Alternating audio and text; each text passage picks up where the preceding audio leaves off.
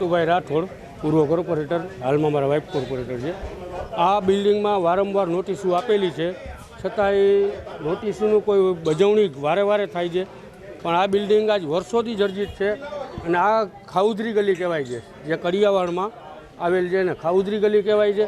અને અહીંયા રાત્રે એટલું પબ્લિક નાસ્તામાં હોય છે કે જેના લીધે આકાશમાં જ થવાનો જ હતો. અમે વારંવાર નોટિસો આપી છે, વારંવાર કોર્પોરેશનમાં રજૂઆત કરેલી છે, પણ આ બિલ્ડિંગનું હવે આ સાવ પરિસ્થિતિ એવી છે કે આ બિલ્ડિંગ સાવ ગમે ત્યારે ઢગલો થઈ શકે એમ છે.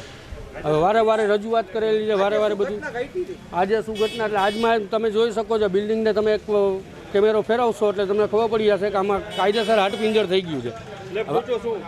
અત્યારે ઈજામાં અમારે એક અહીંયા નાસ્તાવાળા બે ભાઈ છે, એમાં એક પરોઠાવાળા ભાઈ છે, એ પરોઠાવાળા ભાઈ શૈલેષભાઈ છે, એને લાગ્યું છે અને ઉપરથી બિલ્ડિંગ પડી એટલે આ પારાપેટ જે છે એ આખી નોખી થઈને સીધી ઉપર આવી છે.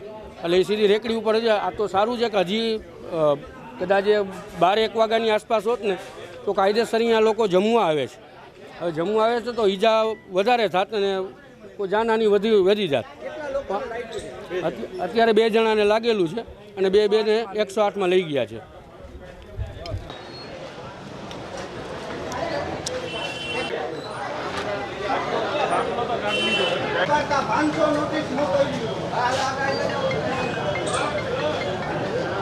ભાઈ, મારું નામ અલ્તાફભાઈ છે. અહીંયા આ કેટલી વાર આવી રીતે ઉપરથી કાંકરા ખરતા હોય છે, પાણા ખરતા હોય છે, પછી મોટા મોટા પાણા પણ ખરતા હોય છે. આ જબરજસ્ત દિવાલ ઉપરથી પડી છે. અહીંયા તો હજી છે 12-1-2 વાગ્યા લગીની આજુબાજુમાં બનાવ બન્યો હોત તો લગભગ સમજો ને કે અહીંયા આ શૈલેષભાઈની રેકડી અમે પણ ક્યારેક જમતા હોઈએ છીએ. 12-15 જણા 20 જણાની આજુબાજુમાં માણસો ઊભા હોય છે અને શેરીમાં લગભગ 25-50 જણા આવ જાવ નાસ્તા પાણી કરવા માટે આવ જાવ કરતા હોય છે.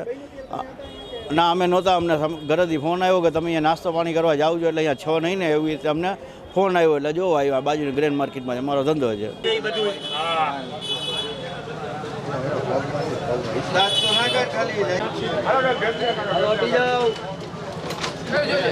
અમારે